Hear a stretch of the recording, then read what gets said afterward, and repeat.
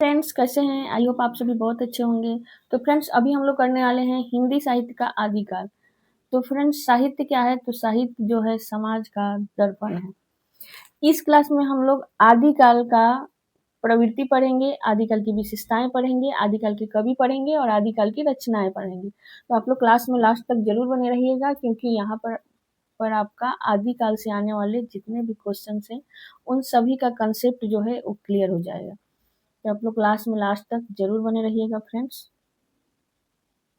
ये हिंदी साहित्य का आरंभ जिस काल से होता है उसे हम लोग आदिकाल कहते हैं। आदिकाल किसे कहते हैं? तो जिस काल से हिंदी साहित्य का आरंभ होता है उसे हम लोग क्या कहते हैं फ्रेंड्स? आदिकाल कहते हैं। यदि अभी तक आप चैनल को सब्सक्राइब नहीं किए हैं तो चैनल को सब्सक्राइब कर लें। हिंदी के प्रारंभिक काल को लेकर विद्वानों में काफी मतभेद है।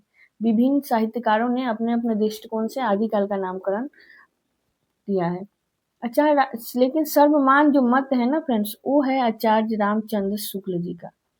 उन्होंने हिंदी साहित्य का जो नामकरण किया वो सबसे ज्यादा सबके लिए सर्वमान्य है। शुक्ल जी ने आदिकाल की समय सीमा जो है विक्रम संवत 1050 से 1350 ईस्वी मानते हैं, यानी 1050 से 1375 ईस्वी मानते हैं। फ्रेंड्स ये जो है विक्रम संवत है, इसमें से हम 57 साल माइनस कर देते हैं, घटा देते हैं, तो हमारा क्या आ जाता है? सन आ जाता है, ईस्वी सन आ जाता है। तो 1050 में से जब हम 57 माइनस कर देंगे ना, तो यहाँ पे क्या हो जाएगा? 993 ईस्वी आ जाएगा। तो यानी ईस्वी की यदि बात आए तो ईस्वी जो है आदिकाल का 993 ईस्वी से 1318 ईस्वी तक माना जाता है। प्रमुख विद्वान द्वारा निर्धारित किए गए अलग अलग नाम जो है फ्रेंड्स इस प्रकार से है। जैसे रामचंद्र शुक्ल ने आदिकाल का नाम वीरगाथा काल रखा।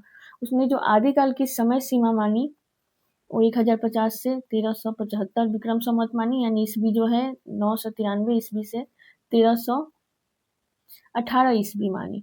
वहीं आदिकाल, इसके बाद आते हैं हजारी प्रसाद द्विवेदी। उन्होंने आदिकाल की जो समय सीमा है फ्रेंड्स वो 1000 ईस्वी से 1400 ईस्वी ही मानते हैं फ्रेंड्स। ये रामकुमार वर्मा की बात करें तो उन्होंने आदिकाल का नामकरण संधि एवं चारण काल कहा, क्योंकि उनके अनुसार उस समय राज दरबार में लिख करके कवि रचनाएं करते थे, तो जो भाट कवि होते थे ना उन्हें चारण कहा जाता था, इसीलिए उन्होंने आदिकाल का नामकरण क्या करा? चारण करा।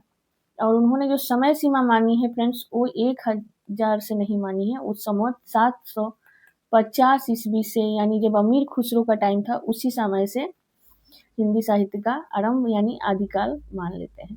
750 ईस्वी विक्रम संवत है फ्रेंड्स, तो इसकी ईस्वी कितनी आ जाएगी? इसकी आ जाएगी इसकी 693 ईस्वी, ईस्वी से ही मान लेते हैं, 1318 ईस्वी तक मानते हैं, क्योंकि उस समय अमीर खुसरो को खड़ी बोली का प्रथम कवि बहुत लोग मानते हैं। राहुल संस्कृत्यायन ने इसका नामकरण जो करा फ्रेंड्स, उन्होंने सिद्ध सामंत काल कहा। राहुल संस्कृत्यायन जो है वो सिद्ध सामंत काल कहते हैं, क्योंकि उस समय सिद्ध और नाथ साहित्य लिखा जा रहा था बहुत ज्यादा, इसीलिए उन्होंने सिद्ध साहित्य के कारण इसका नाम जो है सिद्ध सामंत काल कर दिया। उन्होंने जो राहुल संस्कृत्यायन जो समय मानते हैं फ्रेंड्स वो 8वीं से शताब्दी से लेकर के 13वीं शताब्दी तक मानते हैं। महावीर प्रसाद द्विवेदी की बात कर लें तो उन्होंने हिंदी साहित्य के आदिकाल का नामकरण बीज बप्पन काल कहा है, क्योंकि उनके अनुसार हिंदी साहित्य का जो बीज है उस समय बोया जा रहा था, बीज बोया जा रहा था, इसलिए इस काल का नाम क्या कर दिया उन्होंने? बीज बप्पन काल कर दिया। इसकी जो समय सीमा है 8वीं शताब्दी से 14वीं शताब्दी के मध्य तक मानते हैं। आई होप आपने नाम समझ कर गए होंगे कौन से कवि ने कौन सा नाम रखा। अब आदिकाल के नामकरण में बहुत सारी समस्याएं आ रही थी। जैसे नामकरण को लेकर के अलग अलग विद्वान ने अलग अलग नाम रखा, अलग अलग अपनी विशेषताएं बताए, तो उसमें हम देखेंगे कि आदिकाल के नामकरण को लेकर हिंदी साहित्य में बहुत ज्यादा वाद विवाद हुआ। इसका मुख्य कारण था इस काल की विभिन्न मुखी प्रवृत्तियां और मिश्रित साहित्य, क्योंकि वहाँ की जो प्रवृत्ति थी वो बहुमुखी थी और बहुत सारे मिश्रित साहित्य लिखे जा रहे थे, जैसे जैन साहित्य, नाथ साहित्य, ये सब कुछ लिखे जा रहे थे, इस कारण से उन्होंने इसके नामकरण में समस्या है। अब अलग अलग लोगों ने इसका तर्क भी अलग अलग दिया है। जैसे वीरगाथा का नाम रामचंद्र शुक्ल ने दिया है, तो रामचंद्र शुक्ल के अनुसार उन्होंने तर्क दिया कि इस काल में वीरतापूर्ण रचनाओं की अधिकता थी। शुक्ल जी ने 12 ग्रंथों को आधार बनाया और इस काल का नाम क्या रख दिया, वीरगाथा काल रखिया, क्योंकि उस समय पृथ्वीराज रासो, बीसल देव रासो, कुमान रासो, परमाल रासो, ये सब जो वीर गाथा काल था, ये सब वीर रस की रचनाएं रची जा रही थी। ये सब वीर रस की रचनाएं हैं। इस कारण से उन्होंने, रामचंद्र शुक्ल ने आदिकाल का नाम वीर गाथा काल कर दिया। इसके बाद इसकी आलोचना, यह नाम लेकिन एकांकी है, क्योंकि वीरगाथा काल कह देने से क्या हो रहा है फ्रेंड, सिद्ध और नाथ जैन साहित्य जो है, जो सिद्ध साहित्य था, नाथ साहित्य था, और जैन साहित्य का जो नाम जो है वो छूट जा रहा है, सिर्फ हम वीरगाथा काल कहते हैं तो, इसलिए ये नाम सर्वमान नहीं रहा। हजारी प्रसाद द्विवेदी ने आदिकाल का नाम जो है आदिकाल ही रखा। उन्होंने तर्क दिया कि अत्यंत अनिश्चितता और संक्रमण का काल था। जो आदिकाल था बहुत अधिक अनिश्चितता और संक्रमण का काल था। इसमें हिंदी भाषा और साहित्य का उदय हो रहा था, इसलिए उन्होंने आदिकाल, आदि यानी क्या होता है, आरंभ, हिंदी भाषा और साहित्य का आरंभ हो रहा था, इसलिए उन्होंने इसका नाम आदिकाल रख दिया। इसके बाद आते हैं राहुल संस्कृत्यायन। राहुल संस्कृत्यायन जो है, इसका नाम सिद्ध सामंत काल का कहा। उनका तर्क था कि इस काल में सिद्धों और सामंतों का प्रभुत्व जो था वो अधिक था, इसलिए सिद्धों ने बौद्ध धर्म के वज्रयान रूप का प्रचार किया और सामंत राजाओं के यहाँ चारण या भाट कवियों ने साहित्य रचा, इसीलिए उन्होंने क्या नाम रख दिया, सिद्ध और सामंत, सिद्ध सामंत काल, क्योंकि सिद्धों का प्रभुत्व अधिक था और सामंतों के यहाँ कवि रह करके रचनाएं करते थे। चारण काल नाम फ्रेंड्स जॉर्ज ग्रियर्सन ने दिया, क्योंकि उनका तर्क था कि इस काल के अधिकांश कवियों का संबंध राज दरबारों से था। तो चारण भाट थे, जो भाट जाति के कवि हुआ करते थे फ्रेंड्स, वो चारण उन्हें कहा जाता था, उन्हें कवि कहा जाता था। ग्रियर्सन ने अपनी पुस्तक the modern vernacular literature of Hindustan में यह नाम दिया, क्या नाम दिया, तो उन्होंने नाम दिया चारण काल। क्या नाम दिया उसने, चारण काल। ये आपसे पूछता है क्वेश्चन में कि चारण काल जो है कौन से कवि द्वारा रचा गया दिया गया नाम है, या इनकी रचनाएं पूछ सकता है कि the modern vernacular literature of Hindustan के लेखक कौन है, या फिर मिलान करने को दे सकता है फ्रेंड्स। बीज बप्पन काल, महावीर प्रसाद द्विवेदी ने इसका नाम बीज बप्पन काल कहा, क्योंकि उनका मानना था कि इस समय हिंदी साहित्य का बीज बोया जा रहा था। आदिकाल की अब साहित्यिक पृष्ठभूमि देखेंगे फ्रेंड्स। किसी भी साहित्य का अध्ययन उसकी परिस्थितियों के बिना क्या अधूरा है। जब तक हम उस समय की परिस्थिति नहीं जानेंगे, तब तक हम किसी भी चीज का अध्ययन नहीं कर सकते। किसी भी चीज का अध्ययन करना मुश्किल है। तो आदिकाल को मुख्य रूप से 4 परिस्थितियों में विभाजित किया गया। पहला था राजनीति परिस्थिति, क्योंकि उस समय छोटे छोटे राज्यों में विभाजित था, राज्य जो था छोटे छोटे राज्यों में विभाजित था। इस काल में भारत छोटे छोटे राज्यों जैसे राजपूत राज्यों में बटा हुआ था। केंद्रीय सत्ता का अभाव था, इसमें कोई केंद्रीय सत्ता, एक मुख्यमंत्री प्रधानमंत्री नहीं हुआ करते थे फ्रेंड, अलग अलग राज्य के अलग अलग राजा हुआ करते थे। आपसी संघर्ष और राजाओं के बीच में हमेशा युद्ध हुआ करता था, जैसे इन राज्यों में आपसी वैषम्य था और युद्ध की स्थिति बनी रहती थी। राजाओं के बीच में हमेशा युद्ध कहीं ना कहीं से हुआ करता था, जैसे पृथ्वीराज चौहान और जयचंद का विवाद। विदेशी आक्रमण था, इस काल में भारत में तुर्क जैसे मोहम्मद गौरी, मोहम्मद गजनवी जैसे राजाओं शासकों का आक्रमण हुआ, युद्ध हुआ और फिर वो लोग जीते, यहाँ पे फिर मुस्लिम शासन स्थापित हुआ। इस काल की क्या थी, विशेषता थी। नेक्स्ट था सामाजिक पृष्ठभूमि। उस समय की जो सामाजिक पृष्ठभूमि थी वो भी अच्छी नहीं थी फ्रेंड, क्योंकि व्यवस्था जो थी सामंती थी। समाज सामंतवादी व्यवस्था पर आधारित था। राजा और सामंत भोग विलास में लिप्त रहते थे। जो राजा रहते थे वो सिर्फ भोग विलास में लिप्त रहते थे। महिलाओं की स्थिति तो और भी खराब थी फ्रेंड्स।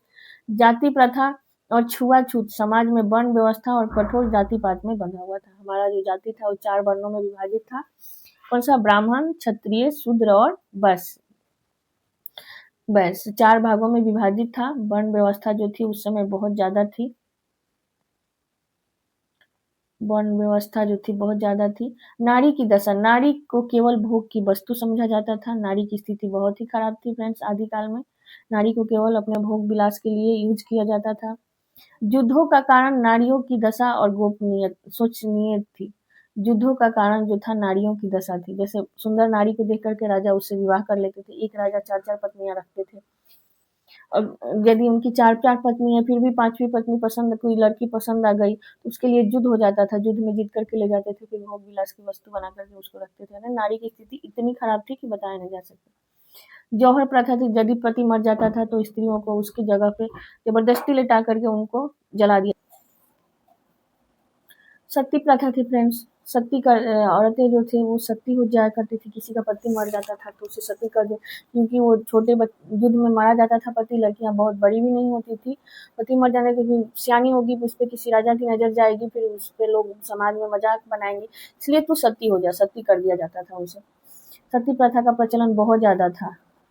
धार्मिक पृष्ठभूमि की बात करें तो उस समय बौद्ध धर्म का पतन हो रहा था। बौद्ध धर्म के संस्थापक कौन थे फ्रेंड्स? गौतम बुद्ध थे। गौतम बुद्ध थे।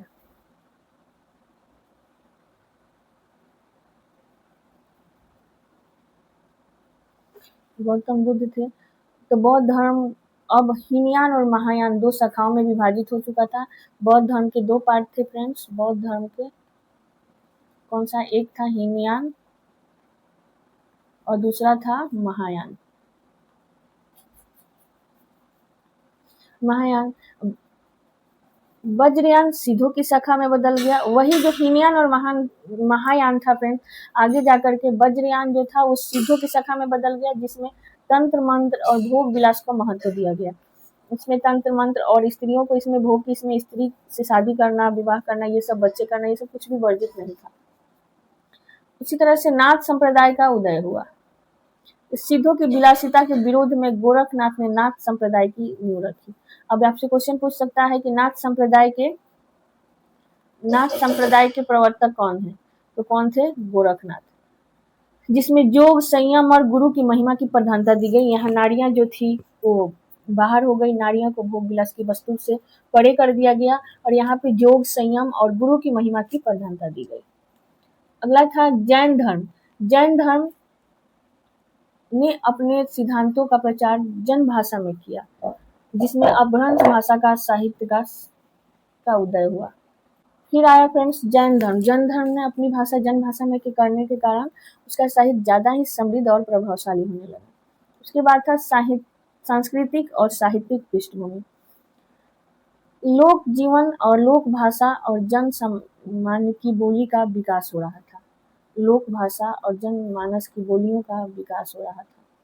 दरबारी कवियों को राजाश्रय प्राप्त था। राजाओं की प्रशंसा में साहित्य लिखे जा रहे थे। आदिकालीन साहित्य का वर्गीकरण फ्रेंड्स निम्न तरह से किया जा सकता है। ये पूछ सकता है आपका कि आदिकालीन साहित्य का वर्गीकरण किस तरह से हुआ? तो आदिकालीन साहित्य का वर्गीकरण सिद्ध साहित्य, नाथ साहित्य, जैन साहित्य, रासो साहित्य और लौकिक साहित्य 6 भागों में। उसके बाद था फ्रेंड्स गद्य साहित्य। तो आदिकालीन साहित्य जो कितने भागों में वर्गीकृत थे? तो 6 भागों में, जिसमें कौन कौन से हैं? सिद्ध, नाथ, जैन, रासो, लौकिक और गद्य साहित्य। तो आप फ्रेंड्स अभी तक यदि आप चैनल को सब्सक्राइब नहीं किए तो चैनल को सब्सक्राइब कर लीजिएगा, क्योंकि अब हम पढ़ेंगे यहाँ से सिद्ध साहित्य। तो ये क्लास में लास्ट तक जरूर बने रहिएगा और चैनल शेयर भी कर दीजिएगा फ्रेंड्स। आपके मन में कोई क्वेश्चन होगा तो कमेंट करके बताइएगा। सिद्ध साहित्य जो था फ्रेंड्स, अब बौद्ध धर्म महायान के अंतर्गत वज्रयान शाखा के अनुयायियों को सिद्ध कहा गया। अब बौद्ध धर्म 2 भागों में विभाजित था। कौन सा? महायान और हीनयान और दूसरा था महायान। तो जो महायान के अनुयायी थे इन्हें क्या कहा? इसे ही वज्रयान भी कहा गया फ्रेंड्स। इसे यान भी कहा गया। और वज्रयान के वाले जो व्यक्ति थे, अनुयायी थे, वज्रयान सखा को जो मानने वाले थे, उन्हें ही क्या कहा गया? सिद्ध कहा गया। वज्रयान सखा के मानने वाले व्यक्ति को क्या कहा गया? सिद्ध कहा गया। माने गए। सिद्धों का प्रमुख क्षेत्र जो था फ्रेंड्स, वो था बंगाल और बिहार। बिहार और बंगाल। मुख्य रूप से नालंदा और विक्रमशिला विश्वविद्यालय में सिद्ध रहा करते थे। और इनकी भाषा जो थी उसे संध्या भाषा थी। इन सिद्धों की भाषा को संध्या भाषा कहते हैं। संध्या भाषा कौन थी? ये थी फ्रेंड्स औहट मिश्रित अपभ्रंश जो था ना, वही संध्या भाषा बना। अब देखते हैं सिद्धों के प्रमुख कवि या हिंदी आदिकाल के प्रमुख कवि को देख। सरहप्पा हिंदी के प्रथम कवि माने जाते हैं और इनकी रचना जो है फ्रेंड्स दोहा कोश है। हिंदी का प्रथम कवि किसे माना जाता है? तो सरहप्पा को माना जाता है। आप कमेंट में बताइएगा कि किसने सरहप्पा को हिंदी का प्रथम कवि माना है। उसके बाद थे कन्हप्पा। यह सिद्धों में सबसे अधिक पंडित और विद्वान माने जाते हैं।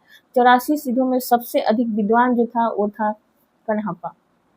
सडप्पा ने चर्यापद नामक ग्रंथ की रचना की। अब नोट में लिख लीजिएगा, सिद्धों ने ब्राह्म आडंबर जाति प्रथा का विरोध किया और सहज जीवन जीने पर बल दिया। सिद्धों ने जाति प्रथा का विरोध किया और सरल सहज सुलभ जीवन जीने पर बल दिया। उसके बाद आया फ्रेंड्स नाथ साहित्य। सिद्धों के भोगवादी विचारों के विरोध में नाथ पंथ का उदय हुआ। नाथ पंथ का उदय क्यों हुआ? नाथ पंथ का उदय हुआ सिद्धों के भोगवादी विचारों के विरोध में। यह हठ योग साधना पर आधारित था। यह जो था हठ योग यानी कठिन साधना, क्या कहते हैं उसको, मेडिटेशन, यानी बहुत देर तक योगी जो साधु संत हुआ करते थे साधना किया करते थे, आंखें बंद कर कई कई महीनों तक साधना किया करते थे। यानी इसमें हठ योग की साधना बहुत ज्यादा थी। उसके बाद इसके प्रवर्तक जो थे फ्रेंड्स मच्छेंद्र नाथ थे, जिन्हें मीन नाथ कहा जाता है। और नाथ संप्रदाय के साथ संस्थापक भी कौन थे? वो मच्छेंद्र नाथ थे। इनका वास्तविक विकास फ्रेंड्स गोरखनाथ ने किया। इनका मच्छेंद्र नाथ का वास्तविक विकास जो था वो गोरखनाथ ने किया। नाथ पंथ के संस्थापक थे मच्छेंद्र नाथ, लेकिन गोरख पंथ ने नाथ संप्रदाय को आगे बढ़ाया। अब देखते हैं इसकी विशेषता क्या थी नाथ संप्रदाय की। तो इसमें गुरु के महत्व पर बल दिया सॉरी, नारी के प्रति अनासक्त दृष्टिकोण था, जाति पाति का विरोध था, अंश साधना और हठ योग पर जोर दिया गया। अब देखते हैं फ्रेंड्स जैन साहित्य। तो फ्रेंड्स जैन साहित्य जैन धर्म के साधुओं का मुख्य रूप से अपभ्रंश और प्रारंभिक हिंदी में अपना साहित्य लिखा। जैन धर्म के जो साधु थे उन्होंने मुख्य रूप से अपभ्रंश भाषा में अपना साहित्य लिखा। इनका केंद्र जो था वो गुजरात और राजस्थान था। जैन साधुओं का जो केंद्र था गुजरात और राजस्थान था। फ्रेंड्स अब इसका डिटेल्स हम लोग नेक्स्ट वीडियो में करेंगे। यदि अभी तक आप चैनल को सब्सक्राइब करें। पार्ट 2 जरूर देखिएगा, फिर हम आदिकाल को कंप्लीट करके और इससे बनने वाले जितने भी क्वेश्चन है उनसे हम लोग एक वीडियो में खत्म कर देंगे।